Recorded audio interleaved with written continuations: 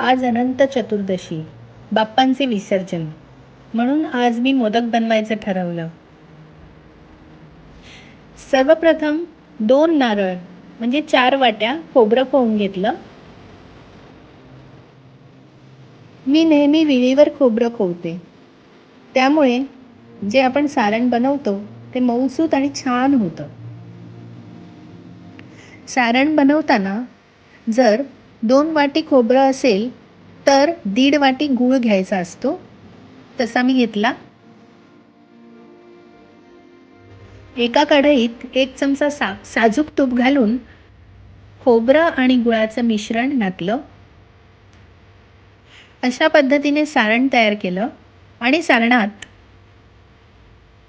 वेलची पूडही न विसरता घातली आणि आता छोटे छोटे मोदक बनवण्यास सुरुवात केली.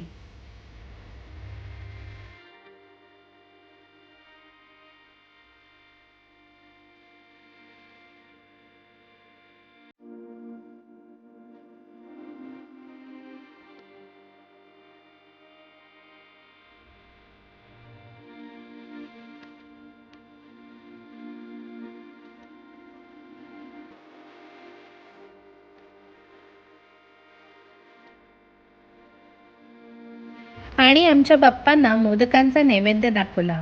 तसेच घरी बनवलेला स्वयंपाक, भेंडीची भाजी, वरण भात, पोळी याचाही नैवेद्य दाखवला. गणपती बाप्पा मोरया.